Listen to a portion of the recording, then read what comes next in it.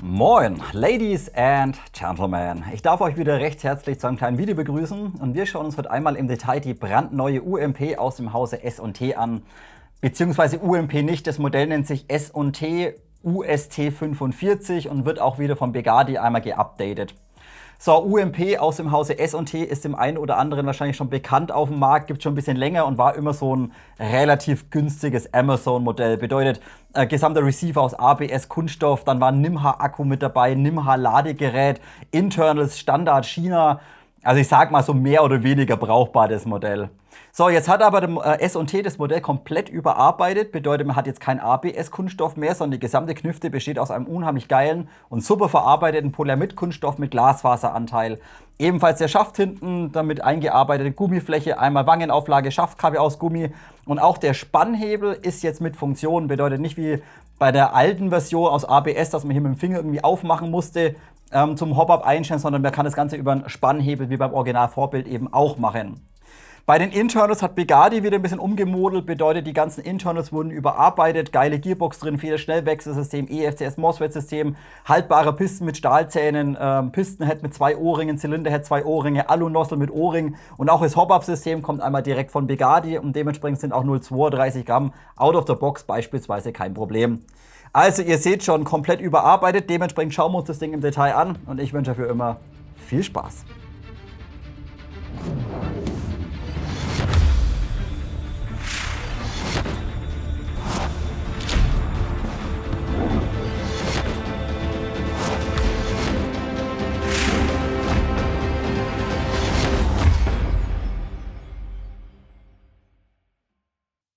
Beginnen wir auch dieses Video zunächst einmal mit dem Lieferumfang und der hat's in sich. Ihr seht, es ist einiges im Karton enthalten. Zunächst mal Papierkram, gut, kurze Gebrauchsanweisung zum Aufklappen, wenn das unbedingt braucht, aber das meiste ist natürlich selbsterklärend. Auch diese ist letztendlich vom alten UMP-Modell und nicht von der neuen UST45. Gerade Thema Federschnellwechselsystem wird hier nicht darauf eingegangen, das zeige ich euch dann später einmal im Detail. So, dann war bei mir noch drin ein Chronoprotokoll von Begadi, wurden 12 Schuss gekront mit durchschnittlich 1,1 Joule. Und das Ganze auch sehr konstant, muss man sagen. Das prüfen wir später natürlich im Anschluss einmal nach. So, dann natürlich die Knüfte habt ihr logischerweise im Karton enthalten. Dann habt ihr 2 neue Polyamid Midcap-Magazine mit drin.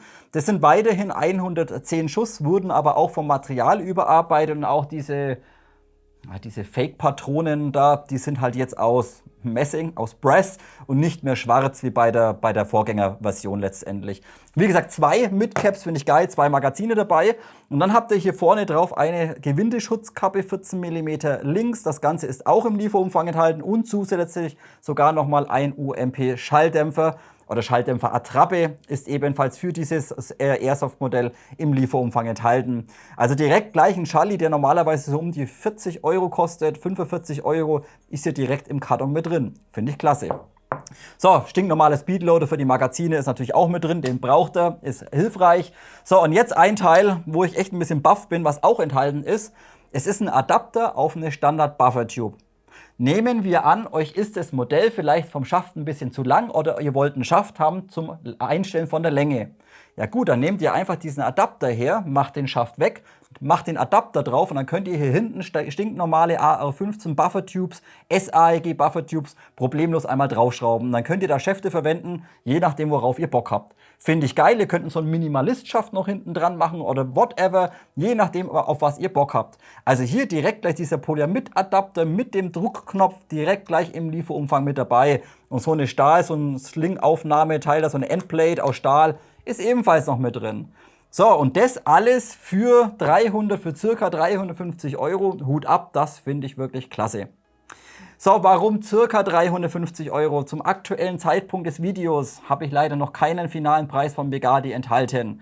Das tut mir leider ein bisschen leid, aber geschätzt ungefähr 350 Euro. Können vielleicht ein paar Euro günstiger werden, können aber auch ein paar Euro teurer werden. Wie gesagt, mein aktueller Stand 350 Euro. So, von der technischen Seite, jetzt blende ich euch wieder da irgendwo ein, wo ich Platz habe. Letztendlich eine ganz klassische UMP. Dieses UST45-Modell, klar, ein paar Pickrails oben drauf, vorne noch Pickrails und ein Pickrail. Bedeutet, wenn ihr irgendwie Laser-Dummies verwenden wollt oder Kameras dran schrauben wollt, problemlos Platz dafür. Auch unten natürlich Standard-Pickrail, könnt ihr einen Griff dran machen, whatever. Dann Standard 14 mm Linksgewinde, wie gerade schon angesprochen. Und bei dem Modell eben jetzt die Besonderheit, oder bei dem neuen Modell, dass eben der Spannhebel hier vorne mit Funktion ist. Bedeutet, zurückziehen könnt ihr hier innen drin direkt einmal das Hop-Up einstellen. Das ging eben beim alten Modell nicht. So, klar, einklappen könnt ihr sie auch. Die Länge blende ich euch dann hier drüben ein. Was vielleicht jetzt den einen oder anderen interessiert bei dem Modell, gerade im Vergleich zur wunderschönen Double Eagle LWRC SMG 45 oder UTR 45, da muss ich aufpassen, da komme ich jetzt langsam ein bisschen durcheinander.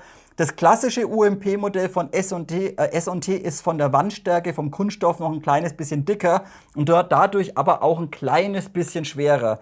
2900 Gramm im Vergleich zur LWRC von Double Eagle. Also minimal ein kleines bisschen schwerer aufgrund der Materialstärke und aufgrund der V3-Gearbox, welche hier einmal innen drin verbaut ist. So, wie gesagt, Energie hat Bugatti gekront 1,1 Joule. Ich habe es für euch natürlich nachgekront 0,2 und 0,3 Gramm.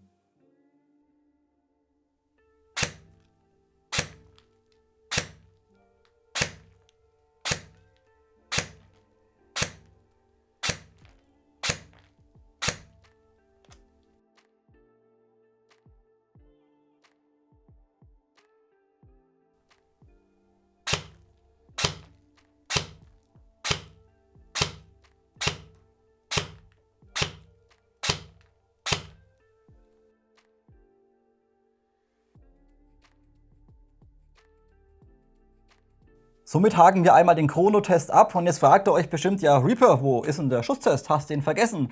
Nee, da muss ich euch leider heute enttäuschen. Es war mir in der Lagerhalle bei uns nicht möglich, irgendwie 50 Meter einen Gang freizuräumen mit dem Stapler. Keine Chance, da stehen aktuell so viele Paletten drin, so viel Fertigware und Papierrollen. Keine Chance, da irgendwie mal 50 Meter freizuräumen.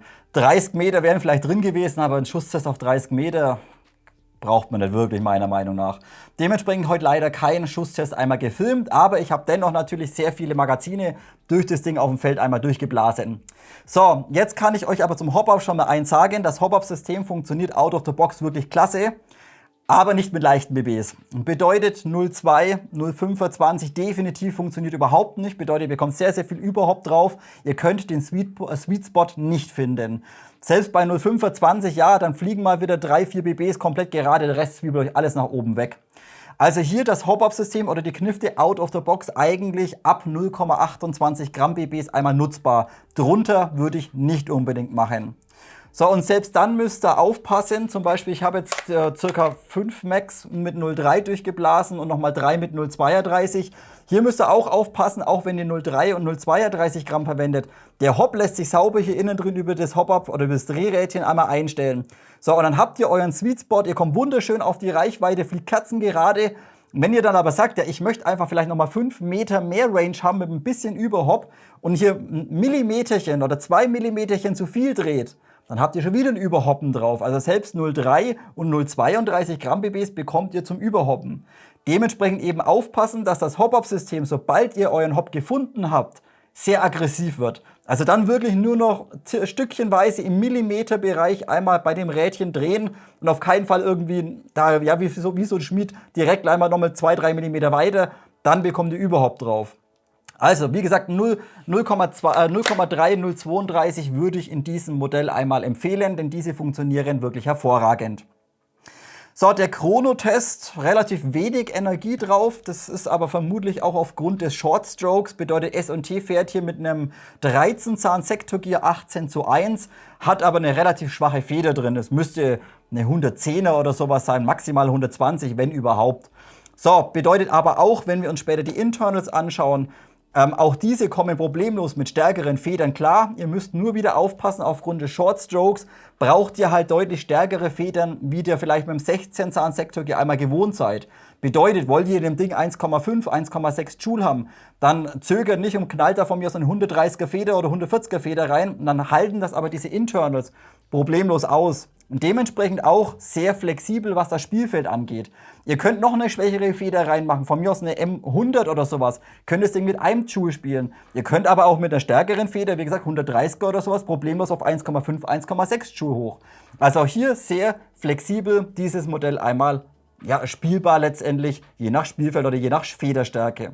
Und dann machen wir anschließend gleich mit den Allgemeininformationen einmal weiter. Zunächst mal, wie vorhin schon angesprochen, das Modell ist jetzt einmal komplett aus Polyamid-Kunststoff gefertigt. Bedeutet, ihr habt einen unheimlich geilen Kunststoff an der gesamten Knifte. Also Upper Receiver, Lower Receiver und auch der gesamte Klappschaft hinten. Alles komplett aus Polyamid-Kunststoff und nicht irgendwie dünnwandig, dass ihr da irgendwie was reindrücken könnt oder sowas. Nix. Ihr habt hier die kleinste Wandstärke, beträgt 1,5 mm. Sehr, sehr dickwandig das Ganze. Super Kunststoff, unheimlich robust. Ihr könnt da nichts irgendwie verwinden, da knarzt nichts, da scheppert nichts an dem Ding.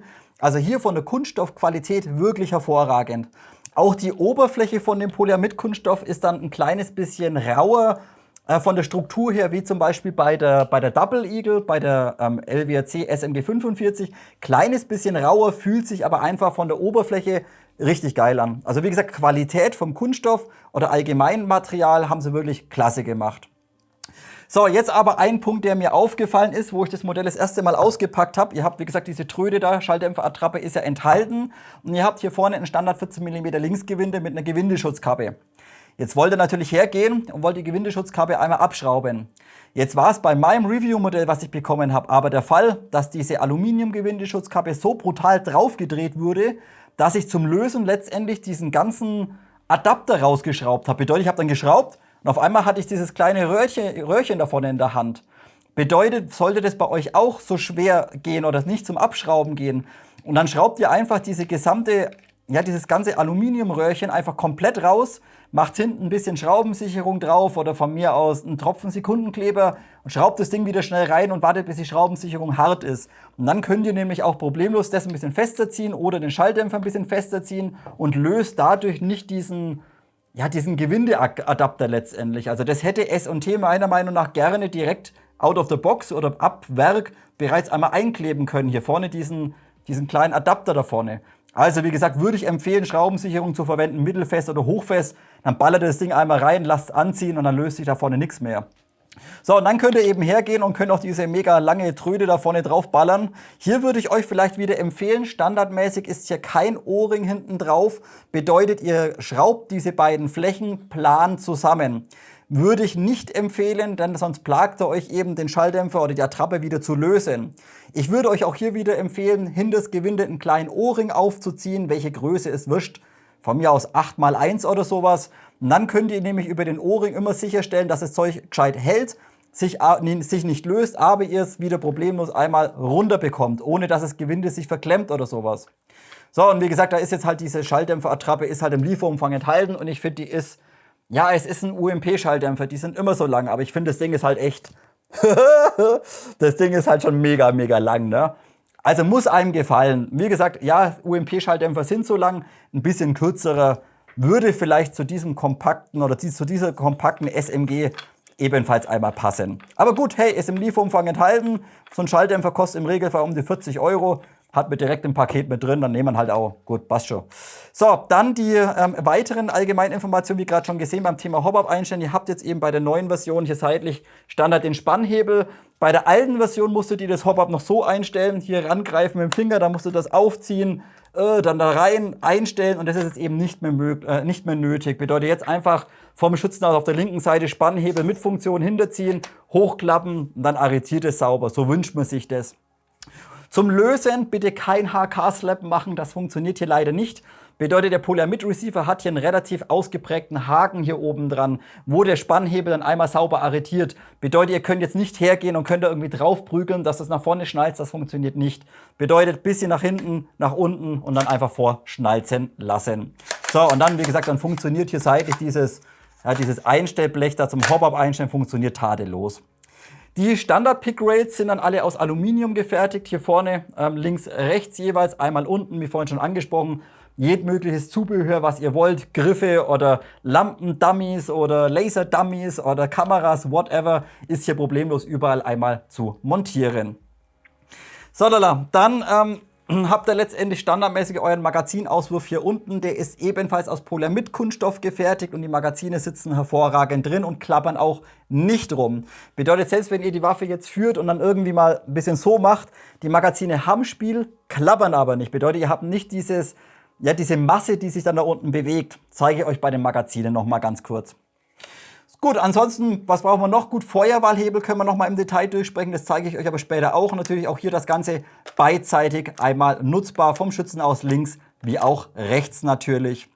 So, und hinten der Klappschaft. Hier habt ihr eben jetzt ebenfalls Polyamid-Kunststoff und ebenfalls sehr schön, sehr angenehm hier oben die Wangenauflage. Das ist so ein eingearbeiteter Gummi, genauso wie letztendlich die Schaftkappe hinten, ebenfalls aus Gummi gefertigt. Macht einfach einen unheimlich schönen und hochwertigen Eindruck, finde ich. Und natürlich könnt ihr das ganze Modell zusammenklappen, zum Beispiel für den Transport hier vorne am Receiver arretieren. Dann klappert da nichts, dann scheppert da nichts, der löst sich auch nicht irgendwie unabsichtlich. Braucht einen ganz, ganz kleinen, kompakten Waffenkoffer, rein, absperren und dann habt ihr, wie gesagt, dann seid ihr für den Transport, ja, braucht ihr einen relativ kleinen Koffer einfach. Finde ich klasse. Gut, Leute, wenn wir sie jetzt schon aufgeklappt haben, würde ich sagen, sprechen wir mal über das Thema Akku einlegen und Klangbild. Akku einlegen ist Baby-Eier leicht, bedeutet, ihr bekommt letztendlich den Akku ganz einfach und simpel hier hinten rein. Bedeutet einmal aufklappen, dann drückt ihr die Luke ein bisschen runter, macht sie auf und dann seht ihr hier innen drin bereits einmal den T- bzw. DIN-Stecker. So, und jetzt bekommt ihr letztendlich die Akkus einmal komplett hier oben reingeschoben. Bedeutet, es passen alle normalen AK Single-Stick-Akkus, also diese länglichen, die ihr auch bei AK-Modellen verwendet.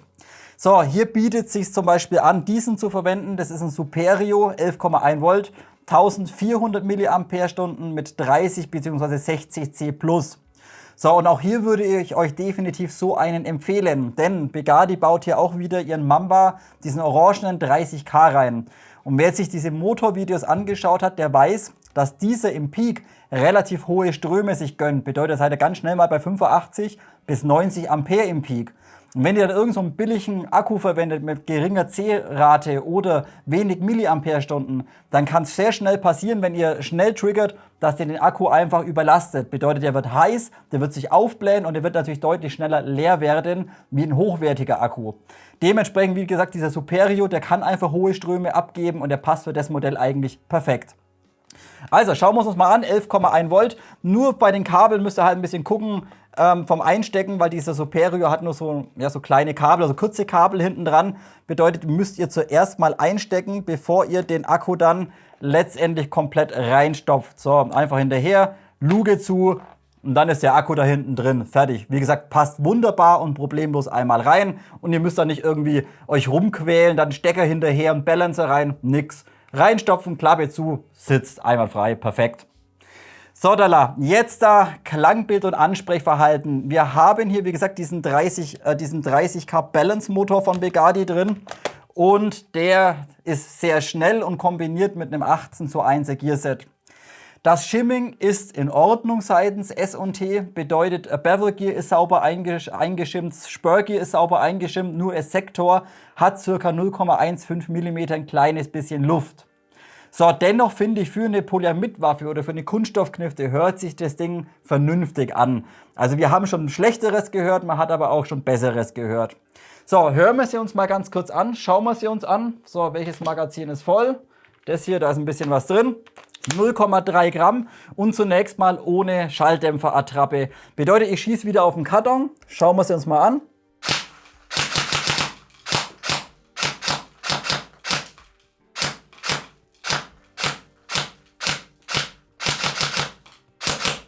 Einwandfrei. Also Ansprechverhalten ist sehr gut, da können wir gar nicht maulen. Natürlich ist ein super starker Motor drin, das passt. Die Gears hören wir aber, wie gesagt, die hört man ein kleines bisschen raus. Bedeutet natürlich, wer sich wieder ein bisschen auskennt, nachschimmen das ganze Motor nochmal sauber einstellen. Bevel Gear ist aber auch kein Must-Do. Bedeutet, wer sich nicht auskennt, wer das Ding einfach nur so betreiben will, ist es problemlos möglich. So, und jetzt hören wir uns das Ganze eben nochmal an mit der fetten langen Tröte, die im Karton enthalten ist. So, Tröte einmal draufgeknallt. Hören wir es uns jetzt mal an. Die Tröte selbst nimmt zwar nicht unbedingt Lautstärke raus, aber der Klang wird einfach anders. Bedeutet, dass das Helle, was vorne aus dem Lauf rauskommt, wird eher umgewandelt in ein bisschen was Dumpferes. Aber wie gesagt, die Lautstärke selbst bleibt eigentlich nahezu identisch. Also hören wir es uns mal an.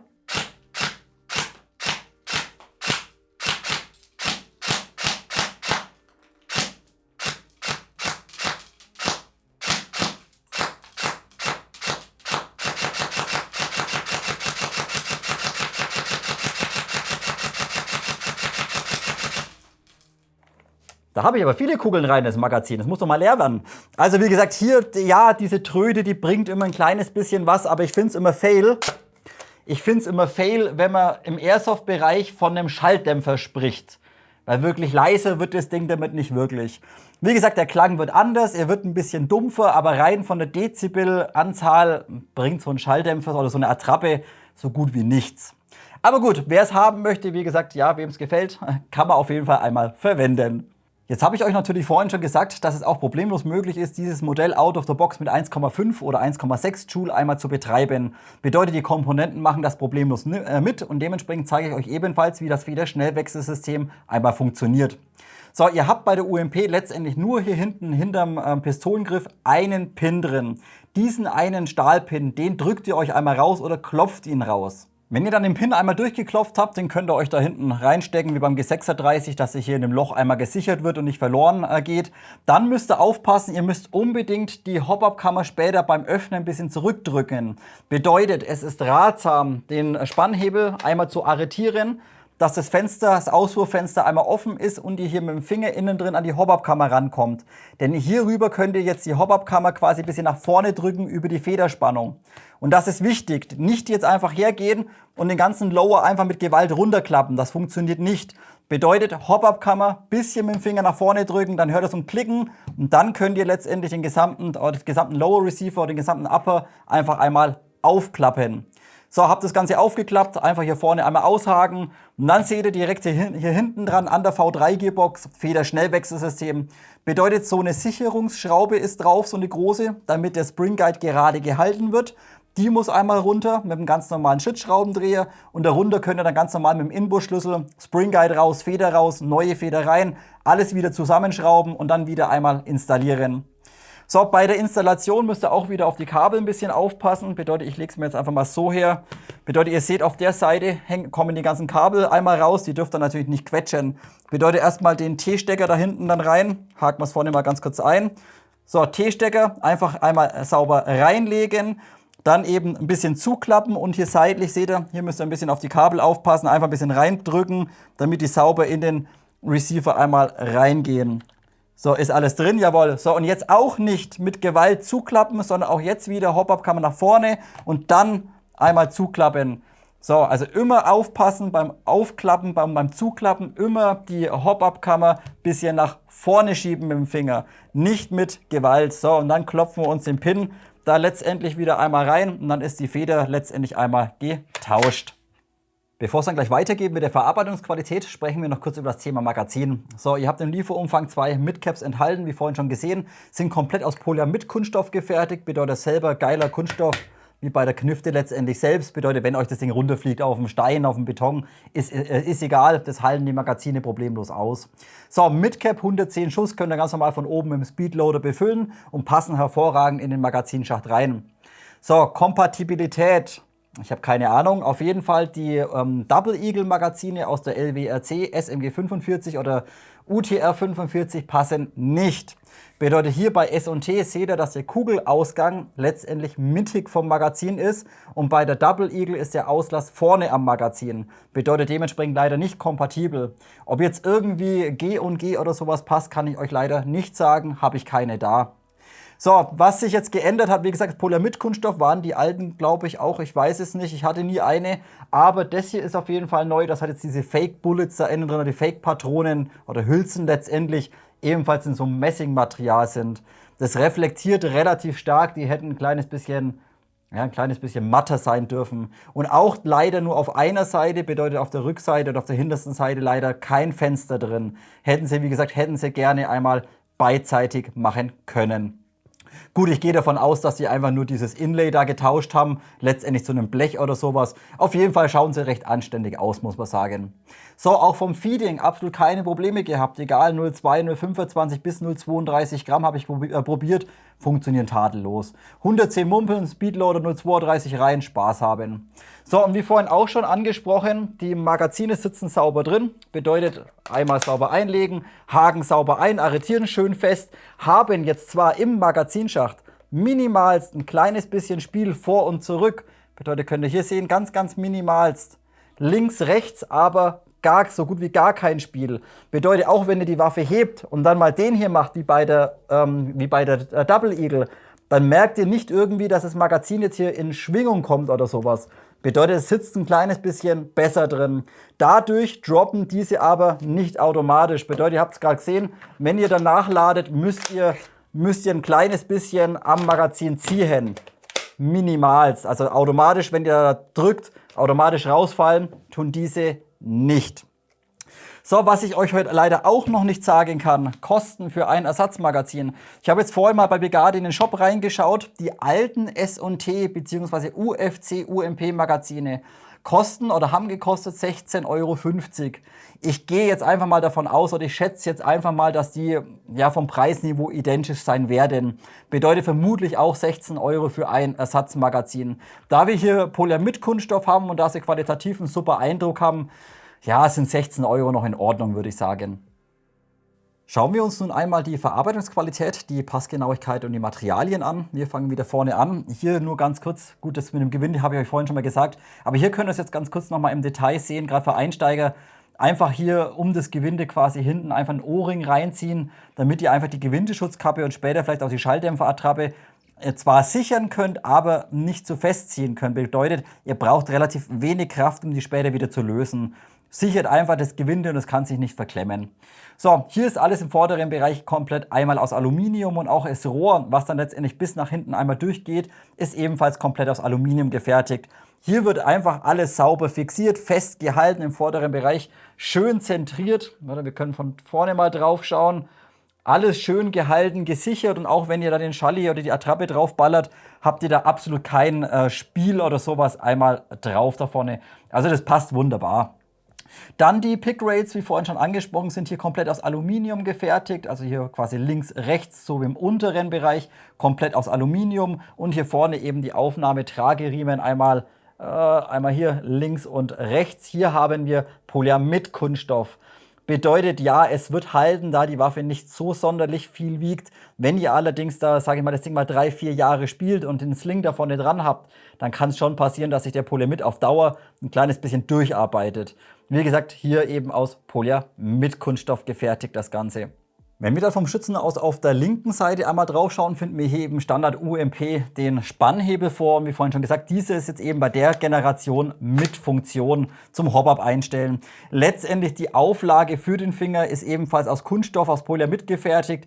Die innere Führung und der Hebel, der quasi nach innen reingeht, der ist dann einmal aus Zink gefertigt. Hier kann man nicht groß was drüber sagen, läuft tadellos, problemlos, lässt sich hier oben einmal sauber arretieren, nur eben kein HK-Slap machen. Das funktioniert aufgrund dieses Hakens hier vorne dran, funktioniert das nicht.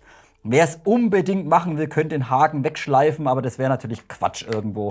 Ansonsten, wie gesagt, es läuft tadellos, läuft spielfrei und ihr habt es vielleicht auch gerade schon gehört, ihr habt hier keinerlei Klappern drauf und auch kein Federschwingen. Bedeutet nicht wie bei anderen Modellen, dass das Ding dann irgendwie anfängt zu schwingen und zu scheppern. Das ist bei dem Modell nicht der Fall und hat S&T definitiv sauber umgesetzt.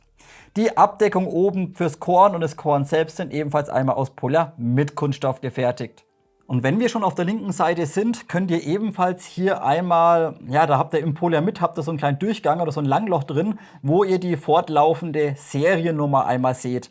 So, und ebenfalls ist das letztendlich der gesamte Halteblock später für den gesamten Auto und für die Hop-Up-Kammer. Bedeutet, im Vergleich zu anderen ähnlichen Modellen greift hier der Auto im inneren Bereich nicht einfach nur in eine Kunststoffhalterung alles rein oder ihr habt so Kunststoffstreben einmal drin, sondern hier greift es alles in so einen massiven Zinkblock einmal rein. Bedeutet, ihr habt innen drin im Gehäuse letztendlich so einen fetten Block, wo alles einmal drin gesichert wird und gehalten wird. Also nicht einfach nur Kunststoffstreben oder so und dann reingeschraubt oder so, sondern richtig einen schönen fetten Halteblock. Der baut aber natürlich auch ein kleines bisschen Gewicht auf die Knifte drauf. Der gesamte Receiver besteht dann einmal aus einem wirklich sehr, sehr guten Polyamid-Kunststoff, bedeutet hier Polyamid mit Glasfaseranteil, auch von der Oberflächenstruktur richtig schön sauber, leicht ein bisschen, ja, so grainy einfach, fühlt sich einfach unheimlich schön und ja, sehr, sehr gut an. Und wie vorhin auch schon angesprochen, der Kunststoff auch nicht irgendwie zu dünnwandig, dass ihr jetzt hier irgendwie was eindrücken könnt oder dass ihr die Waffe irgendwie verwinden oder verbiegen könnt. Absolut null. Bedeutet, hier macht es eigentlich keinen Unterschied mehr, ob ihr jetzt eine Alu-Knifte habt oder eine Polyamid-Knifte habt. Wirklich der Kunststoff hervorragend, schön dickwandig, schön solide, schön robust und hat S&T einfach traumhaft umgesetzt. Also wie gesagt, auch hier kann man wirklich sagen, G&G-Niveau, tipptopp das Ganze. Verarbeitungsqualität, Passgenauigkeit und auch Material kann man heute eigentlich einen Pluspunkt geben. Sauber umgesetzt. Dann seht ihr auch hier vom Schützen aus auf der linken Seite, wo normalerweise, glaube ich, Heckler und Koch drin steht. Glaube ich zumindest, weiß ich nicht. Auf jeden Fall hier schön eingeprägt, direkt in den Kunststoff USC 45 und darunter einmal das FM5-Eck. Also nicht einfach irgendwie aufgelasert oder so, sondern schön in den Kunststoff einmal eingeprägt sozusagen. Macht auch definitiv etwas her und ist definitiv nicht irgendwie störend oder sowas. Vom Schützen aus links haben wir dann einmal das Auswurffenster, auch hier wie vorhin schon angesprochen, ja, ihr könnt wie beim alten Modell zum Hop-Up einstellen, letztendlich hier mit dem Finger reingehen und es per Hand zurückziehen oder mit dem Finger zurückziehen, dann müsst ihr es halt jedes Mal halten, das ist halt totaler Quatsch. Das war eben bei der alten Version, war das eben noch ja, so nötig, das Hop-Up einzustellen. Bei der neuen, wie gesagt, Spannhebel einfach zurück, oben arretieren und dann bleibt das Fenster einfach sauber offen. Und jetzt seht ihr bereits im inneren Bereich Standard G36 Hop-Up-Kammer im Rotary. Bedeutet, jetzt könnt ihr einfach mit dem Finger hergehen und könnt hier innen drin sauber einmal euer Hop-Up einstellen. Auch das finde ich schön und hat S&T perfekt einmal umgesetzt.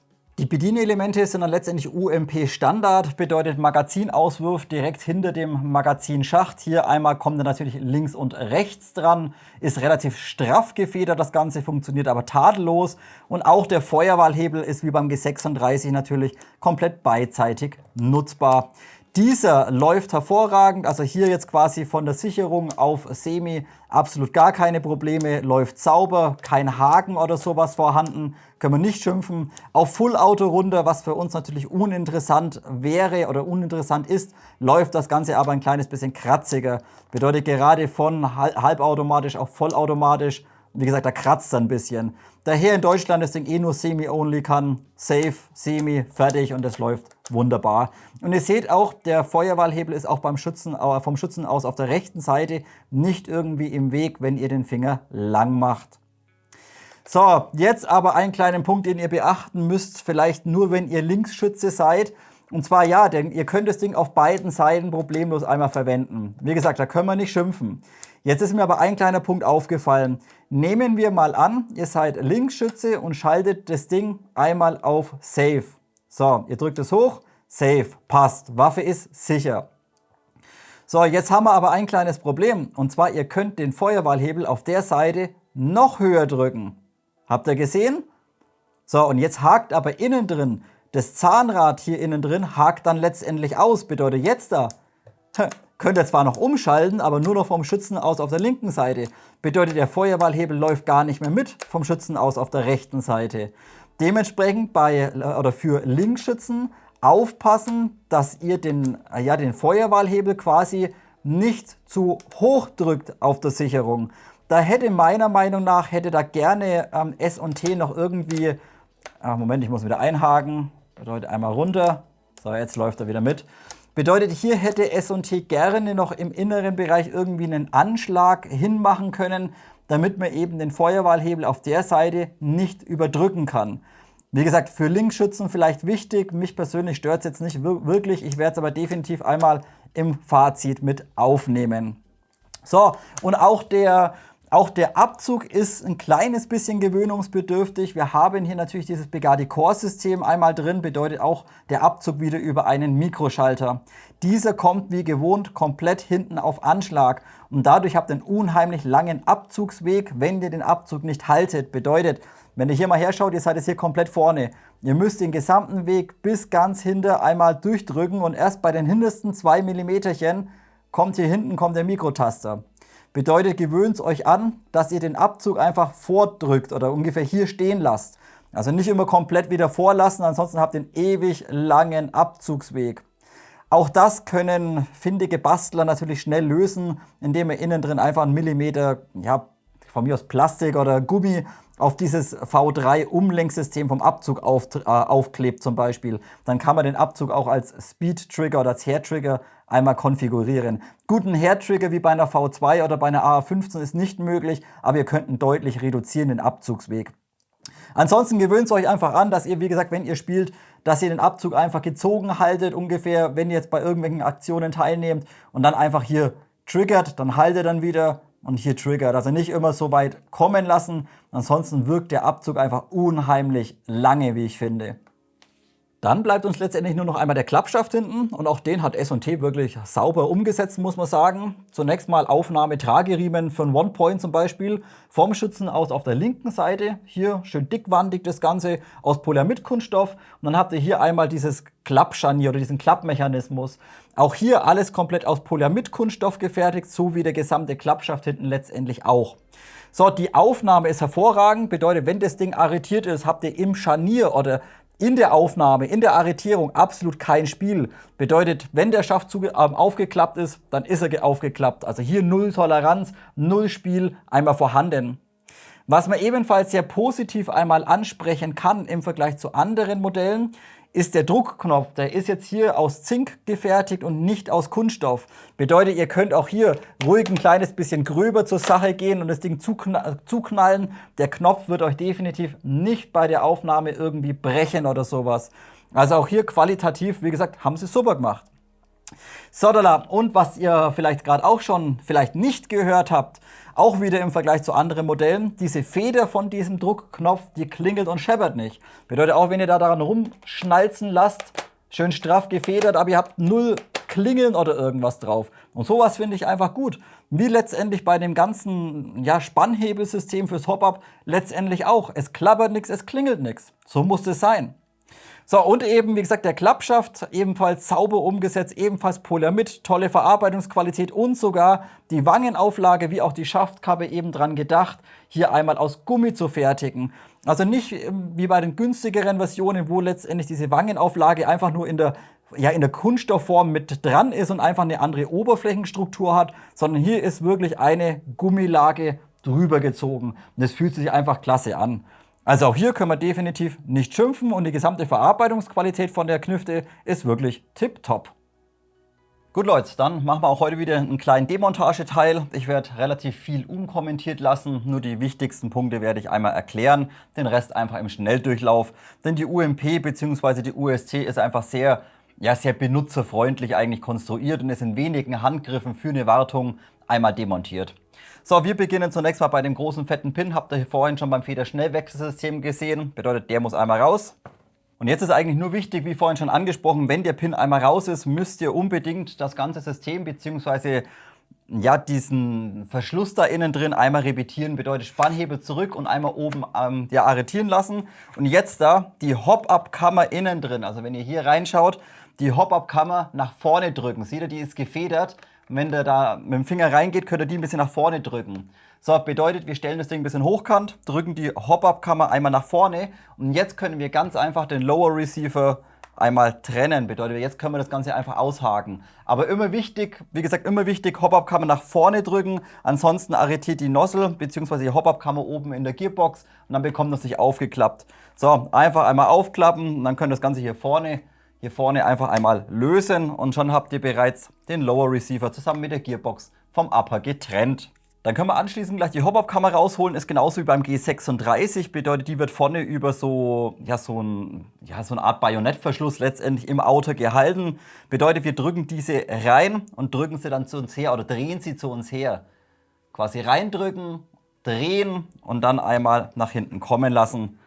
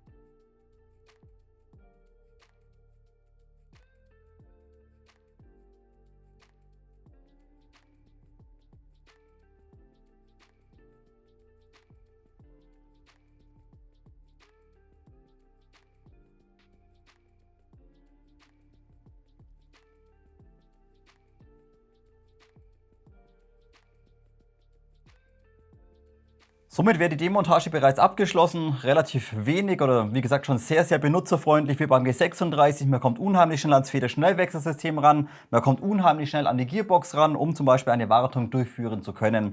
Nur bei den Schrauben müsst ihr dann halt ein bisschen aufpassen, die sind teilweise unterschiedlich lang. Gerade hier hinten drin, da habt ihr noch einmal so eine kleine Messinghülse innen drin, die das quasi ja, ein bisschen stützt. Also hier müsst ihr aufpassen, da hinten ist die längste Schraube einmal drin, Linsenkopfschraube. Die restlichen Schrauben an der Gearbox selbst sind alle identisch. Nur hier vorne bei diesem seitlichen Blech, wo später auch ja, einmal der Sicherungshebel und das Abdeckblech hier drauf kommt, das Abdeckteil drauf kommt. Hier habt ihr vorne eine Senkkopfschraube, die lange und die kurze Linsenkopfschraube gehört dann einmal hier hinten rein. Hier einfach von den Schrauben nicht irgendwie durcheinander kommen. Nicht, dass ihr hier auf einmal so eine lange reinschraubt. Ansonsten schraubt ihr das Ding wahrscheinlich bis auf die Platine von dem EFCS-System einmal durch. Also halt ein kleines bisschen die Schraubenlängen beachten. So, Schrauben sind alle lose. Dementsprechend können wir die Gearbox jetzt einmal aufmachen.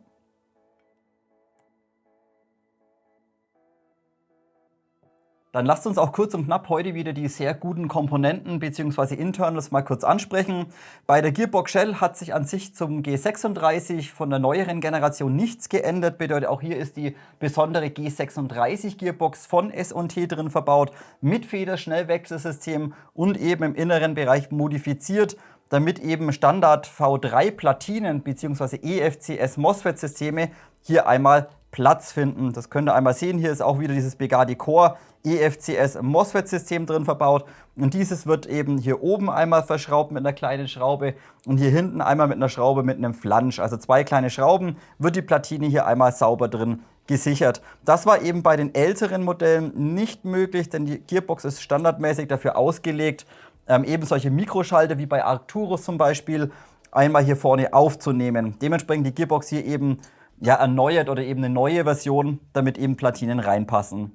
Ansonsten von der Haltbarkeit her absolut kein Problem. Das Ding, da könnt ihr reinballern, was ihr eigentlich wollt. Bedeutet, wenn ihr in der UMP 1.5, 1.6 spielen wollt, ja, dann ist es halt so. Ihr müsst nur den Shortstroke beachten. Bedeutet, ihr braucht einfach relativ starke Federn, um auf Energie zu kommen. Aber rein von der Belastbarkeit her, von der Gearbox, absolut kein Problem. Wie gesagt, knallt rein, fertig. Die Gearbox macht es problemlos einmal mit. So, auch von der Passgenauigkeit können wir nicht schimpfen. Wir haben ein bisschen Nut- und Federsystem. Hier vorne im 90-Grad-Winkel, hier oben um die Schraube rum, hier noch ein kleines bisschen. Und wenn wir die beiden Hälften einmal zusammenstecken, werdet ihr feststellen, dass die Passgenauigkeit wirklich tipptopp ist. Bedeutet, diese beiden Hälften können nicht irgendwie aneinander vorbeirutschen oder sowas. Und dementsprechend, da können wir überhaupt nicht maulen. Gerade Preis-Leistungs-Verhältnis, Gearbox, definitiv brauchbar. Dann Federschnellwechselsystem habe ich euch vorhin schon gezeigt. Auch dieses unheimlich benutzerfreundlich und super schnell zu erreichen. Direkt hier hinten ein Edelstahl-Spring-Guide einmal drin mit Axiallager. Könnt ihr ganz einfach mit die kleine Klemmschraube, diese Spannschraube hier hinten, einmal lösen. Dann mit einem Inbus einfach rein und den Spring-Guide und die Feder nach hinten entfernen. Und dementsprechend eben auch dieses Modell aufgrund der Internals und des Federschnellwechselsystems unheimlich flexibel, was die Spielfelder angeht. Wollt ihr das Ding in der Halle spielen mit 0,9 bis 1 Joule, kein Problem, macht ein bisschen eine schwächere Feder rein. Wollt ihr das Ding irgendwo auf einem mittelgroßen Woodland-Gelände oder so spielen, auch kein Problem, 1,5, 1,6 rein. Das Ding läuft, wie gesagt, das Ding läuft aufgrund der Internals und des Federschnellwechselsystems einfach problemlos und ist entsprechend flexibel. So, Gearbox können wir definitiv nicht schimpfen. Und wie gerade auch schon angesprochen oder schon gesehen, hier ist eben wieder dieses Bugatti Core EFCS und MOSFET-System einmal drin. Ich habe es jetzt rausgebaut, denn hier hängt weiterhin einmal der Motor dran. Denn ihr seht, der Motor hat hier nochmal so einen Schrumpfschlauch einmal drüber, damit die Kabel sauber geführt werden. Dementsprechend habe ich das Ding einfach komplett am Stück kurzerhand einmal rausgezimmert. Also auch hier wieder von Bugatti ihre moderne Elektronik einmal drin mit Zyklenüberwachung, Akkuüberwachung, Abzug einmal über so einen kleinen Mikrotaster und das läuft einfach problemlos. Also hier wieder eine sehr, sehr gute Elektronik drin verbaut. Einen kleinen Punkt möchte ich noch ansprechen, da sind ein paar von euch darauf eingegangen bei dem Video zum G36. Wenn man sich die Gearbox jetzt mal anschaut und hier liegt ja quasi das EFCS-System, liegt hier einmal sauber drin und es wird auch über die zwei Schrauben perfekt gehalten. Also es kann euch hier nicht irgendwie innen drin irgendwie rumwackeln oder sowas. So, wenn wir das Ganze aber jetzt einmal fixieren und dann die Gearbox einmal schließen und unten reinschauen, dann sehen wir, dass wir aufgrund der Modifikation ja, relativ viel Freiraum haben. Bedeutet, ihr seht, die Gearbox ist hier sehr stark einmal unten offen. Und das ist bei der UMP absolut kein Problem, denn natürlich der Lower Receiver ist geschlossen. Bedeutet, wenn ihr in den Magazinschacht reinschaut, es kommt euch hier nicht irgendwie ja, viel Schmutz oder Dreck in die Gearbox einmal rein.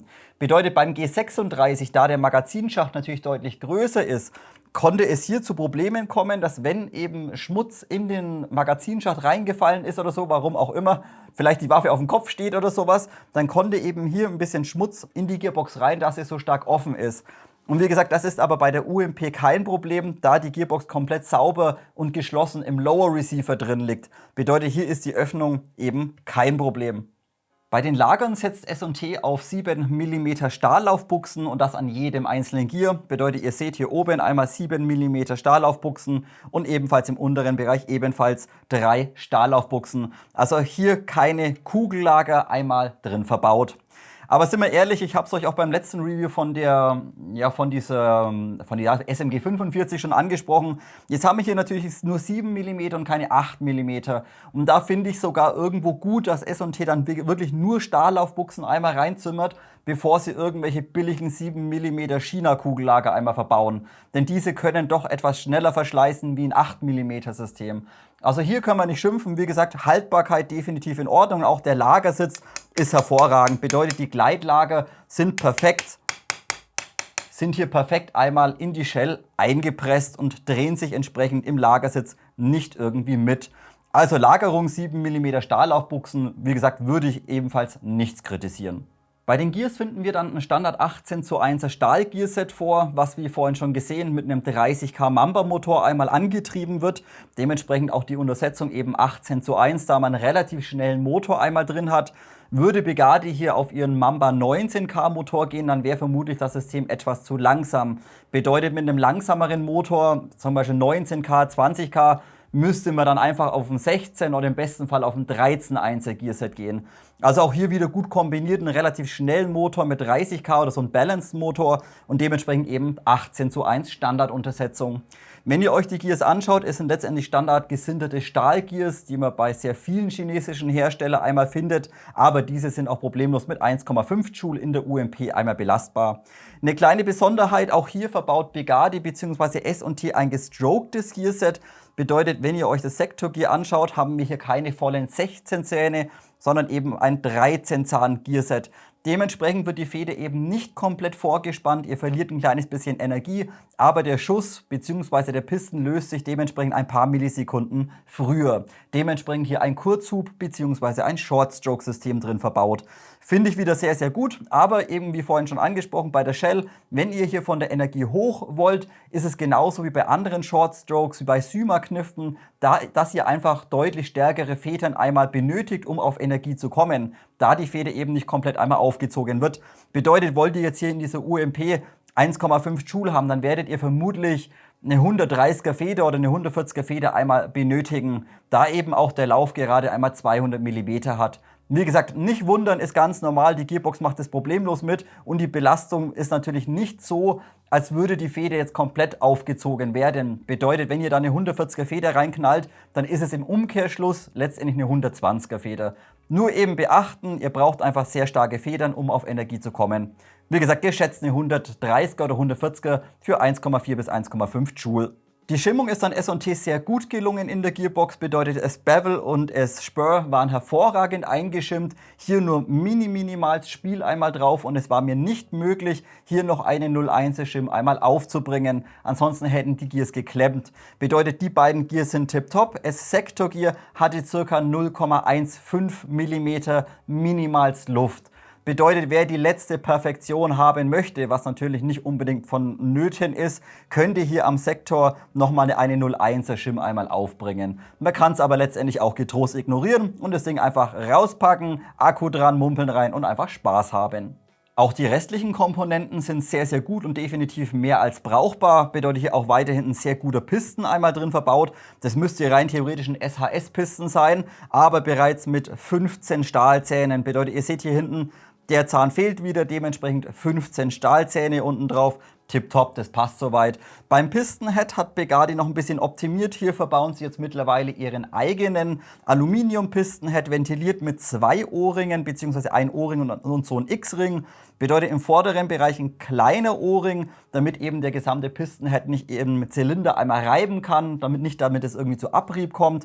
Dementsprechend hier vorne ein kleiner O-Ring, sehr, sehr gut. Unten einmal so ein X-Ring oder so ein Quad-Ring, einmal im hinteren Bereich. Und der dichtet perfekt einmal zum Zylinder ab. Ebenfalls im inneren Bereich ein Axiallager drin verbaut. Bedeutet, wir haben 2 Axiallager, einmal innen drin am Piston vom Pistonhead und ebenfalls ein Axiallager auf dem Edelstahl Spring Guide hinten drauf.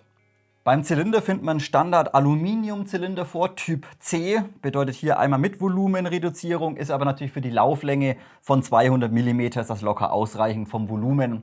Das Ganze, wie gesagt, aus Aluminium eloxiert, würde ich jetzt bei manchen Pistonheads als etwas kritisch betrachten, da sich Aluminium oder da sich die Eloxalschicht innen drin aufreiben kann, je nachdem welchen Pistonhead man verwendet.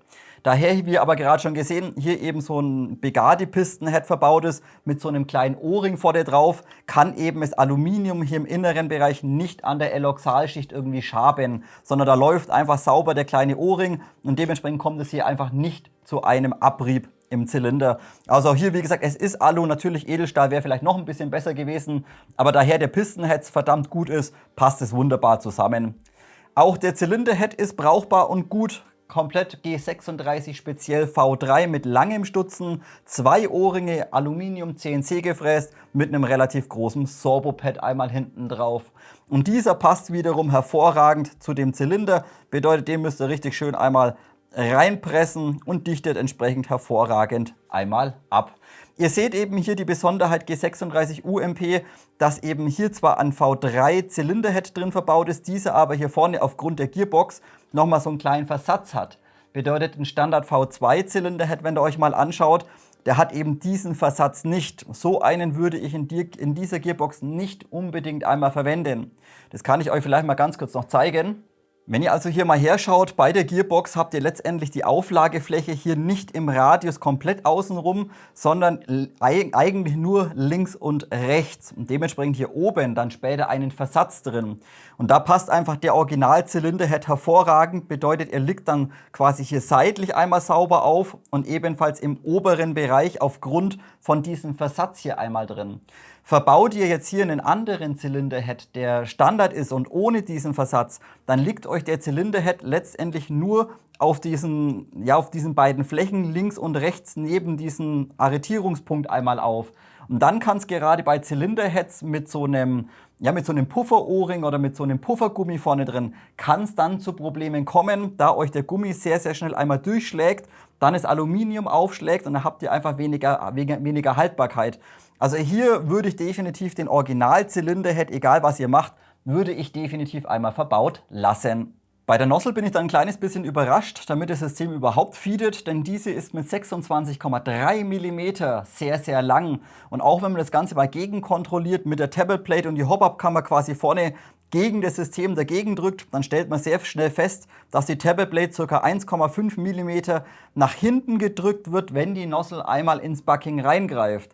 Bedeutet hier wirklich hart an der Grenze mit 26,3 mm. Nozzle definitiv brauchbar, Aluminium, das Ganze mit O-Ring einmal innen drin und diese läuft ebenfalls sehr, sehr gut einmal auf diesem sehr langen Stutzen. Bedeutet auch hier lange Nozzle und entsprechend auch ein etwas längeres Stutzen hier am Zylinderhead im Vergleich zu einem Standard V3 oder AK-System. Also hier Zylinderhead mit langer Führung sozusagen. Dementsprechend wird aber auch die Nozzle in Schussposition sehr gut gehalten und hat hier nur minimalst ein kleines bisschen Spiel drauf. So, wie gesagt, ich finde sie mit 26,3 wirklich sehr, sehr lang. Ich habe mal einen Gegentest gemacht. Ich habe hier noch die längste, die ich noch da hatte, war eine 25 mm Begadi Nozzle mit 2 O-Ringen.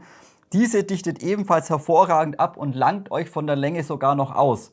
Also solltet ihr mal Feeding-Probleme haben oder wenn ihr auch später eine Max oder so reinbauen wollt, dann würde ich auf eine 25 mm Nozzle einmal wechseln oder tauschen. Wie gesagt, die langt von der Länge immer noch problemlos einmal aus. Hier eben eine Begadi Nozzle mit 2 O-Ringen. Diese läuft auf dem Original Zylinderhead.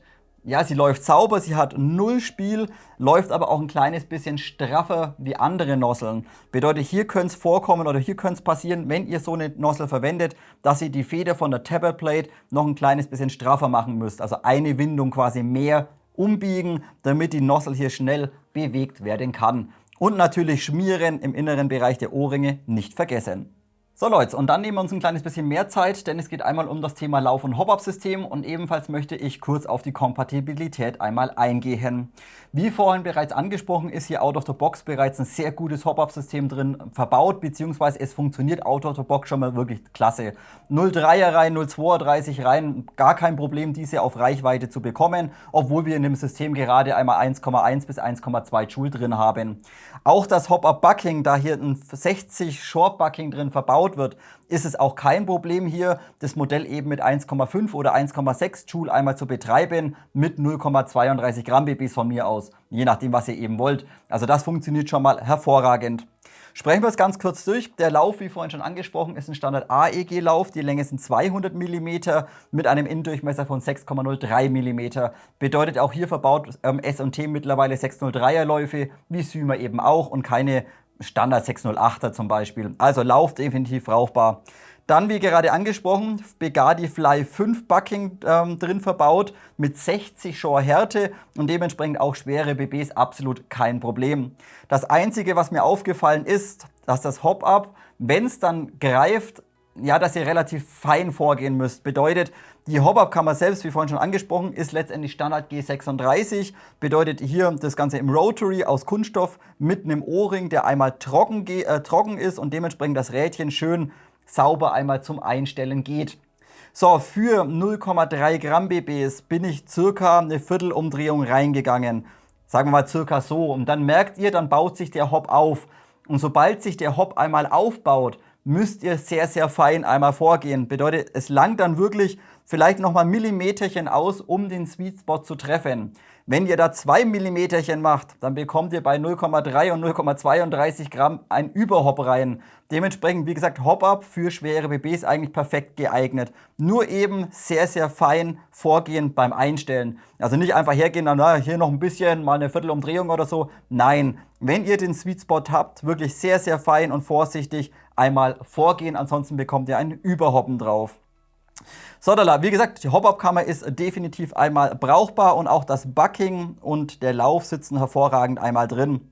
Falls ihr euch vorhin gewundert habt, die ganzen Komponenten habt ihr bei der Demontage vielleicht gesehen, sind standardmäßig von S&T mehr als gut gefettet. Bedeutet, ich habe letztendlich für die ganzen Aufnahmen die ganzen Komponenten ein kleines bisschen sauber gemacht. Ansonsten würden da wirklich teilweise die Fettbatzen einmal dranhängen. Also hier hat S&T nach dem Motto gehandelt, wer gut schmiert, der gut fährt letztendlich. Dementsprechend ist auch das Bucking von S&T standardmäßig hier einmal eingefettet, aber auch dieses habe ich ein kleines bisschen sauber gemacht, damit es eben im Video nicht so grausam einmal aussieht.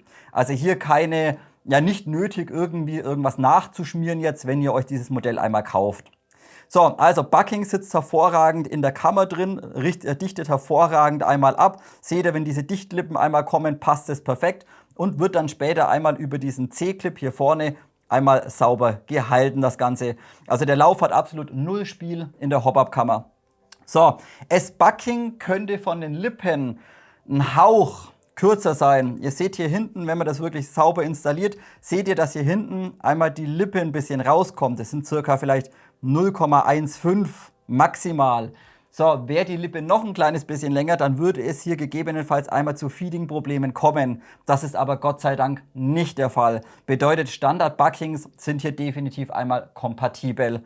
Nur halt aufpassen, wenn ihr jetzt ein Bucking erwischt mit einer sehr langen Lippe, dann kann es passieren, dass die Lippe hier hinten zu stark rausschaut oder die Dichtung und dann kommen die BBs nicht mehr durch. Das ist hier aber, wie gesagt, mit dem System oder mit dem Bucking kein Problem. So, die Wahl des Tensioners finde ich, ja, es passt mit Ach und Krach. Also Begadi kombiniert das Ganze mit ihrem 5 mm Tensioner, quasi mit dem, der unten abgerundet ist. Dementsprechend kann man auch die Patchfläche hervorragend einmal nutzen von dem Bucking. Aber der Tensioner passt hier wirklich mit Ach und Krach einmal rein. Bedeutet, wenn ihr euch das Fenster hier oben mal anschaut, normalerweise hat man dafür immer diese diese Maple Leaf Omega Tensioner verwendet. Die sind ein kleines bisschen kürzer. Dadurch kann man natürlich nicht die komplette Fläche nutzen. Aber wenn wir uns jetzt das mal anschauen, der Tensioner, der passt wirklich aufs Zehntel genau hier oben einmal rein. Bedeutet, wäre der noch ein kleines bisschen länger, dann würde der definitiv hier oben nicht mehr reinpassen. Also hier müsste man rein theoretisch Tensioner verwenden, die fast ein kleines bisschen kürzer sind wie 5 mm, vielleicht 4,5 mm. Wer ein gutes Augenmaß hat, der könnte jetzt hergehen und könnte den Tensioner einfach cutten mit dem Skalpell. Das machen wir aber nicht. Wie gesagt, das Ding passt, es passt rein, aber es ist wirklich arschknapp. Bedeutet hier wirklich aus Zehntel genau, dass der Tensioner da oben einmal drin liegt. Also wie gesagt, da wäre ein Tensioner, so ein Omega von Maple Leaf, wäre für die Kammer wahrscheinlich ein bisschen besser geeignet gewesen. Da das Ganze aber out of the box, wie gesagt, super funktioniert, kann man es auch nicht wirklich kritisieren. Ich möchte es eben nur für euch einmal ansprechen. Also Thema Hop-Up-System gibt es absolut nichts zu schimpfen, nichts zu kritisieren und wird heute definitiv auch einen Pluspunkt im Fazit geben. So, und dann habe ich euch gesagt, möchte ich ebenfalls auf das Thema Kompatibilität eingehen. Schauen wir uns hier zunächst einmal die Nozzle-Länge an. Wie vorhin schon angesprochen, die Standard-Nozzle hat eine Länge von 26,3 mm. So, ihr seht, die Tablet-Plate ist einmal installiert und die Nozzle. Wenn ich jetzt dieses Original-Hop-Up-System, also Original-Hop-Up-Kammer, Original-Bucking, einmal vorne drauf stecke, dann werdet ihr sehen, dass wir sehr, sehr früh einmal in die Dichtung reinfahren. Bedeutet, bereits hier würde das System oder würde die Nozzle einmal abdichten, denn diese liegt nun sauber einmal am Bucking an. Wir können aber weiterhin die Hop-Up-Kammer locker nochmal 1,2 mm einmal nach hinten drücken. Wie gesagt, es ist von der Nozzle-Länge, ist es wirklich sehr, sehr lang einmal gewählt. Damit das Ding überhaupt feedet, wundert mich ein kleines bisschen. Also hier, wie gesagt, Original-Nozzle. Ich würde das System einfach so betreiben, wie es kommt, denn es funktioniert tadellos. Ich möchte euch aber dennoch mal ganz kurz zeigen, dass ebenfalls eine 25 mm Nozzle ebenfalls ausreichen würde. Bedeutet, würde man jetzt hier zum Beispiel so eine Bugatti mit 25 mm einmal verbauen und drücken wir die uns ebenfalls einmal komplett bis Anschlag einmal vor, machen den Test nochmal und dann werden wir feststellen, dass die Nozzle auch hier sauber an die Lippe einmal hinfährt. Bedeutet, die Abdichtung ist da und dann haben wir dennoch nochmal ca. 0,2 mm, wo die Nozzle ins Bucking einmal reingreifen kann hinten. Also 25 oder 25,2 mm würde locker einmal auslangen. So, und das ist aber auch nötig, wenn ihr jetzt zum Beispiel mal hergehen wollt und wollt euch zum Beispiel so eine Max Hop-Up-Kammer für G36 Modelle einmal verbauen. So, ich habe jetzt hier noch eine rumfliegen, denn die wollte ich eigentlich mal in meine SL8-9 einmal reinbauen. Passt aber leider nicht. Bedeutet, da brauche ich so eine Syma-Version. Dementsprechend jetzt hier mal diese S&T-Version eben noch rumliegen von Max. Einmal diese gelbe Version. So, auch hier seht ihr, Bucking ist gleich geblieben, Lauf ist der Originale. Und wenn wir uns das jetzt aber mal anschauen, mit der 25 mm Nozzle, dann langt uns das locker aus. Denn in der Max HU würde die Original-Nozzle mit einer Länge von 26,3 mm nicht mehr funktionieren. Bedeutet, wer jetzt hergehen möchte und möchte so eine Max-Kammer unbedingt verwenden, warum auch immer, dann müsste ebenfalls die Nozzle auf, sage ich mal, 25 mm einmal tauschen. Mit der Original-Nozzle würde dies nicht mehr funktionieren. So, und der nächste Punkt ist auch, die Max ist nicht zu 100% zum Lower standardmäßig kompatibel. Bedeutet, wenn ihr die Max reinbaut, die passt perfekt natürlich in den Outer, alles rein, kein Problem. Aber wenn ihr das System dann zuklappen möchtet, dann werdet ihr feststellen, dass die gesamte Hop-Up-Kammer über diesen Feeding-Kanal hier nach oben gedrückt wird, circa 1 mm. Und dann sitzt die Hop-Up-Kammer natürlich ein bisschen krumm, kann nicht mehr nach hinten rutschen und kann nicht mehr in der Gearbox einmal arretieren. Bedeutet, es ist in der UMP nötig, wenn man eben eine Max verbauen möchte, damit man diese seitlichen Flächen, also hier einmal links und rechts ein kleines bisschen abträgt. Wie gesagt, hier einmal außen rum, quasi circa 1 mm von dem Kunststoff einmal runter, damit der ganze Stutzen ein kleines bisschen flacher wird. Denn der ist standardmäßig für die Max Hop-Up-Kammer ein kleines bisschen zu hoch. Wie gesagt, hier nur ein paar kleine Infos beim Thema Kompatibilität. Wenn ihr unbedingt so eine Max einmal verbauen wollt, dann wäre das mit einer kleinen Anpassung, wäre das Ganze einmal möglich. So, und hier hinten müssen wir auch noch ein kleines bisschen was cutten, sehe ich gerade. Wartet mal. Ne, passt sogar. Okay, hab mich geirrt. So, nee, wie gesagt, ein bisschen die Höhe reduzieren, damit es vom Alignment, von der Ausrichtung wieder sauber einmal zur Gearbox passend ist. Anders funktioniert das Ganze leider nicht.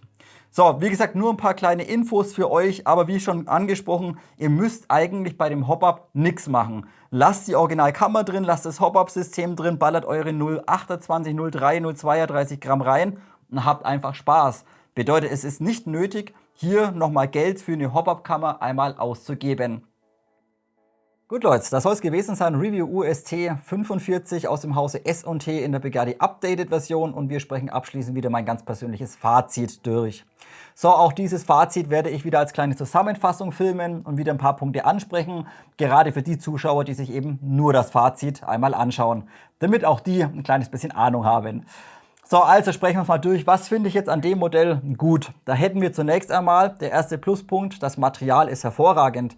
Bedeutet auch hier jetzt nicht irgendwie ABS oder ein sehr dünnwandiger Polyamid-Kunststoff, sondern ganz im Gegenteil. S&T verbaut hier einen unheimlich dickwandigen und ja, hochwertigen Polyamid-Kunststoff mit Glasfaseranteil. Bedeutet, der gesamte Receiver oder allgemein die ganze Knifte fühlt sich unheimlich hochwertig und solide an. Und es ist auch nicht so, dass ihr jetzt, da sage ich mal, bloß einen Millimeter Wandstärke habt irgendwie am Upper Receiver. Nein, das ist Minimum hier vorne mal 1,5 und hinten dann 2 Millimeter Wandstärke. Ja, ihr könnt da nichts zusammendrücken, ihr könnt da nichts verwinden, verbiegen oder sowas. Dementsprechend auf das gesamte Material gebe ich definitiv mal einen Pluspunkt. So, und der nächste Pluspunkt ist dann auch die Verarbeitungsqualität in Bezug auf das Preis-Leistungs-Verhältnis ist wirklich hervorragend.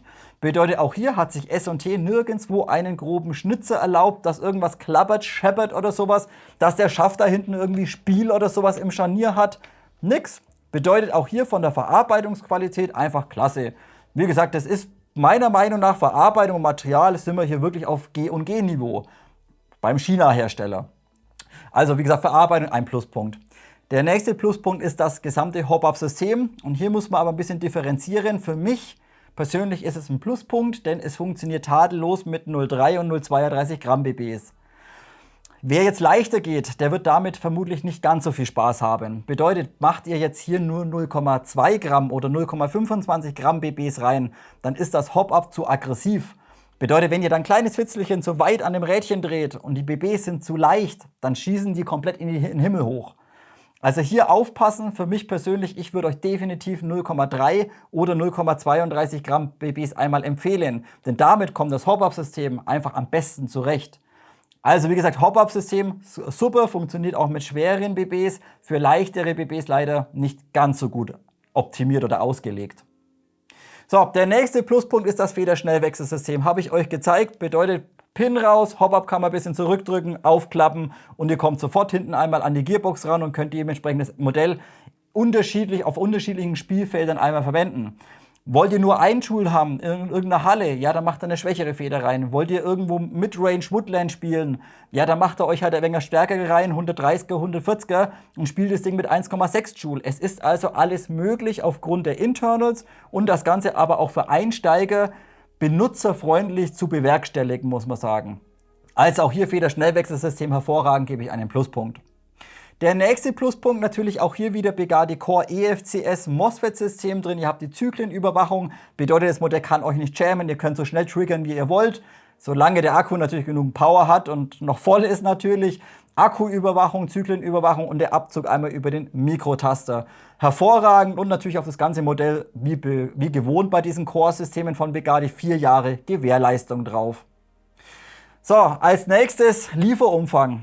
Klasse, habe ich euch gezeigt, ihr habt nicht nur irgendwie 2 Magazine dabei, sondern ihr bekommt für ca. 350 bekommt ihr sogar noch so eine Schalldämpferattrappe aus Aluminium mitgeliefert, die ihr vorne draufschrauben könnt. Kostet im Regelfall um die 40 € so ein Mistding. Und ihr habt sogar da hinten noch dieses, ach, jetzt habe ich es nicht auf dem Tisch liegen, Mist. Aber habt ihr gesehen beim Lieferumfang, ihr habt sogar noch dieses dieses Ersatzscharnier hier hinten für den Klappschaft ebenfalls enthalten, damit ihr sogar normale Buffer-Tubes von SAEGs AR15 M4 Modell montieren könnt. Bedeutet, gefällt euch der Schaft nicht, braucht ihr irgendwas, was in der Länge einstellt, wollt ihr eine breitere Wangenauflage haben, ja, dann könnt ihr sogar so einen streng normalen Schaft für eine Buffer-Tube montieren. Also auch das ist Bestandteil des Lieferumfangs. Das ist einfach ein schönes Rundumpaket, muss man sagen. Dementsprechend hier einen Pluspunkt.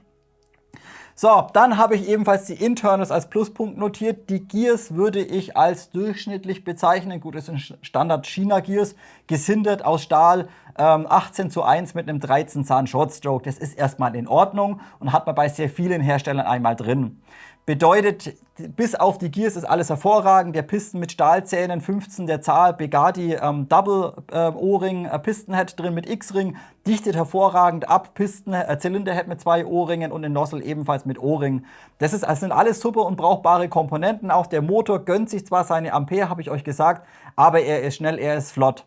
Also dementsprechend das Einzige bei den Internal, wo ich sage, da könnte man vielleicht irgendwann mal oder wird man vielleicht irgendwann mal in 1-2 Jahren mal drüber schauen müssen, das sind halt die Gears. Wie gesagt, das sind Standard-Gears, das ist in Ordnung. Wenn man aber auf Dauer, sage ich mal, 1,6 Joule in das Ding reinballert, würde ich mir überlegen, vielleicht irgendwann einmal CNC-Gefräste einmal zu installieren. Aber wie gesagt, packt das Ding aus, rotzt durch, was geht. Und wenn das Ding irgendwann nach 1,5 Jahren mal einen Geist aufgibt, weil irgendwie ein Zahn bricht bei den Gears, könnt ihr immer noch optimieren oder an Bugatti schicken, Gewährleistung, Gears tauschen, gut ist. So, und wenn man sich das alles mal anschaut, Material passt, Hopper passt, Internals passt, Preis-Leistungs-Verhältnis, circa 350 €, das ist ein fairer Deal, muss man sagen. Oder finde ich zumindest. Auch in Bezug auf die aktuelle Wirtschaftslage. Für das, was man bekommt für 350 €, würde ich sagen, wie gesagt, das ist sehr, sehr fair. So, aber es ist natürlich nicht alles perfekt. Lasst uns einmal die Neutralpunkte ansprechen. So, der erste Neutralpunkt, das ist vielleicht auch ein bisschen persönlich, aber der Abzug kommt aufgrund des mechanischen EFCS-Systems relativ spät. Bedeutet, ihr habt einen unheimlich langen Abzugsweg und erst ganz hinten am Anschlag feuert die Waffe dran. Es ist an sich kein Problem, aber ihr müsst halt den Abzug dann jedes Mal auf Spannung halten und dann quasi nur im hinteren Bereich einmal triggern. Also, wie gesagt, wer das nicht kann oder wer das nicht gewohnt ist und der lässt einen Abzug zu weit kommen, dann fühlt sich der Abzug irgendwie ein bisschen komisch an oder ein bisschen ungewohnt an. Dementsprechend merken, Abzug anziehen und dann haltet dann ungefähr im hinteren Bereich und dann könnt ihr da hinten sauber triggern. Also dementsprechend Abzugsweg bis zum Mikrotaster, ja, sehr, sehr lang. Wer sich auskennt, kann den auch ein bisschen reduzieren, einfach auf dieses Umlenkteil da, was letztendlich diesen Mikrotaster betätigt. Einfach ein Stück Gummi mit einem Millimeter Höhe einmal aufkleben und dann kommt der Abzug deutlich früher. Wer ein bisschen basteln kann, der weiß, von was ich spreche. So, der nächste Neutralpunkt, der Feuerwahlhebel läuft vom Schützen aus auf der linken Seite tadellos. Da können wir nicht maulen und das Modell ist eben auch für Linkschützen einmal logischerweise ausgelegt. Habe ich euch aber bei der Verarbeitungsqualität einmal gezeigt, wenn ihr Linksschütze seid und die Sicherung oder den Hebel in der Sicherung zu hoch drückt, dann kann der Feuerwahlhebel vom Schützen aus auf der rechten Seite einmal aushaken. Bedeutet, dann müsst ihr erst wieder hochstellen auf der Seite, dann den eben ausrichten und dann funktionieren beide wieder parallel. Also hier hätte S&T meiner Meinung nach im inneren Bereich noch irgendwie einen Anschlag rankleben können oder installieren können, damit man eben den Feuerwahlhebel vom Schützen aus rechts nicht zu weit hochdrücken kann in die Sicherung rein. Ansonsten kann dieser eben aus dem Zahnrad innen drin einmal aushaken. Das finde ich, wie gesagt, nicht perfekt. Betrifft zwar jetzt nur Linksschützen letztendlich, denn die Rechtsschützen benutzen die Seite hier, aber ganz perfekt ist es eben nicht. So, und der letzte kleine Neutralpunkt, das habe ich euch auch gesagt, bei meinem Modell war standardmäßig out of the box diese Gewindeschutzkappe hier brutal fest aufgeschraubt. Bedeutet, ich habe diese nicht lösen können, sondern wenn ich hier gedreht habe, habe ich diesen gesamten Aluminiumadapter hier vorne einfach aus dem Block rausgeschraubt. Das ist auch nicht ganz perfekt. Bedeutet, hier bin ich dann hergegangen und habe einfach eine hochfeste Schraubensicherung genommen und habe mir erstmal diesen Adapter da vorne erstmal reingeklebt. So, und jetzt kann ich nämlich die Gewindeschutzkappe so festziehen, wie ich will. Da löst sich einfach dieser Adapter da vorne nicht. Also auch dieser hätte seitens S&T standardmäßig vielleicht irgendwie gesichert gehört mit einem Gewindestift oder halt direkt out of the box bereits verklebt gehört. Solltet ihr also das Problem auch mal haben, dass ihr hier eben das abschrauben wollt, die Kappe hier oder euren Schalldämpfer abschrauben wollt und ihr schraubt jedes Mal diesen Adapter da raus, dann klebt den Adapter da hinten mit einer Schraubensicherung rein. Wie gesagt, eine blaue, eine mittelfeste oder gleich eine rote, eine hochfeste Loctite oder so und dann löst sich da eben nichts mehr. Also das auch nicht ganz perfekt. Dementsprechend 3 kleine Neutralpunkte, aber dennoch würde ich sagen, für 350 € ist ein klasse Modell. Wie gesagt, hätte ich mir jetzt letzten Monat nicht 2 Double Eagles gekauft, hätte ich hier definitiv einmal zugegriffen und wäre sogar einmal günstiger weggekommen. Denn wer auf Patreon das Video gesehen hat zu der Double Eagle, die ist jetzt nicht mehr ganz so günstig, was da alles drin steckt. Aber wie gesagt, tolles Modell, fairer Preis und wer Bock hat auf einen zeitlosen Klassiker, eine UMP, kann hier bedenkenlos einmal zugreifen. So, möchtet ihr zu diesem Video irgendwas ergänzen? Habt ihr weitere Fragen oder habe ich irgendwas vergessen oder falsch erklärt? Jederzeit einmal Kommentarfeld nutzen. Wenn euch das Video gefallen hat, Like, Abo und vielleicht eine Mitgliedschaft auf Patreon dalassen. Würde mich immer mega drüber freuen. Wir sehen uns nächste Woche zum nächsten Video. Bis dahin, macht's gut.